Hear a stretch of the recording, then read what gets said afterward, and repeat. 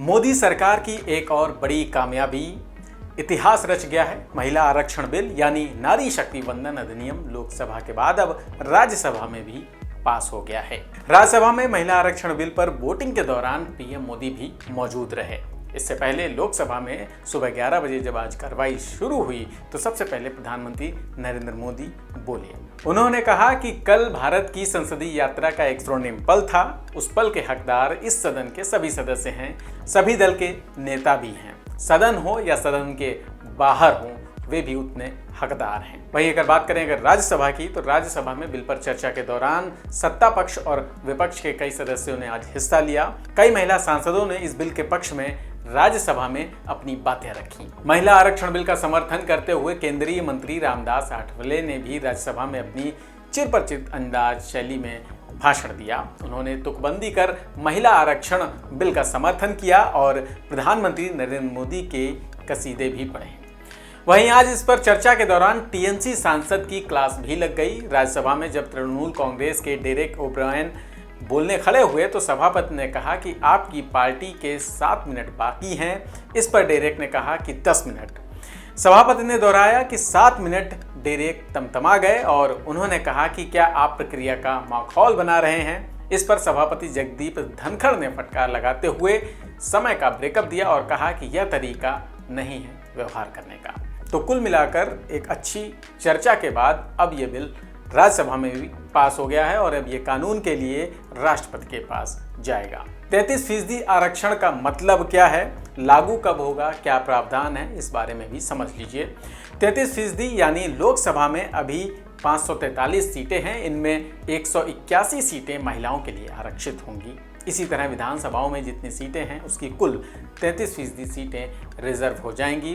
उदाहरण के लिए दिल्ली में 70 विधानसभा सीटें हैं तो दिल्ली विधानसभा में 23 सीटें महिलाओं के लिए आरक्षित हो जाएंगी। ये लागू कब होगा, इसे लेकर लोकसभा में गृह मंत्री अमित शाह ने डिटेल्स जानकारी दी। उन्होंने कहा कि चुनाव के तुरंत बाद ही जनगणना और परसीमन दोनों होंगे। अमित शाह ने कहा कि मोदी जी के नेतृत्व में जो कुछ कहा जाता है वो होता है और वह दिन भी बहुत जल्द आएगा जब सदन में 1/3 माताएं बैठकर देश का भाग्य तय करेंगी। वहीं ओबीसी आरक्षण के मुद्दे पर भी अमित शाह ने जवाब दिया कि अभी संविधान में 3 कैटेगरी हैं, सामान्य, एससी और एसटी, जिनसे सांसद चुनकर आते हैं। इन तीनों कैटेगरी में अभी हमने महिलाओं के लिए 33% आरक्षण का प्रावधान किया है। अभी जो संविधान संशोधन आया है इसमें आर्टिकल 330A और आर्टिकल 332A के तहत महिला आरक्षण का प्रावधान किया गया है।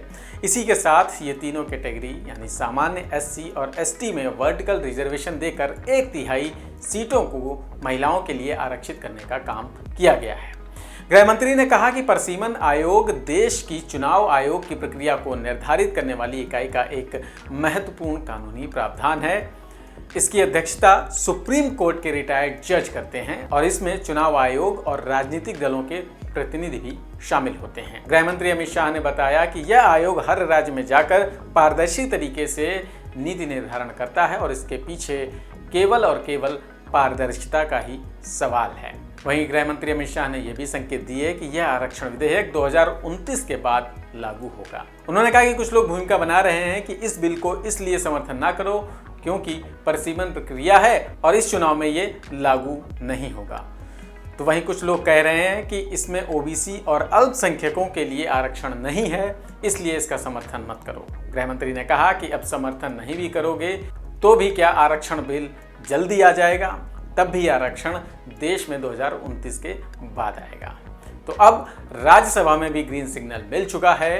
तो अब जब राज्यसभा में भी ग्रीन सिग्नल मिल चुका है तो महिलाएं भी सदन में चुनकर आएंगी और भविष्य में भारत के विकास में अपनी भागीदारी निभाएंगी। इस वीडियो में इतना ही, फिर मिलेंगे नई खबर नई जानकारी के साथ। चैनल को सब्सक्राइब कर लीजिए।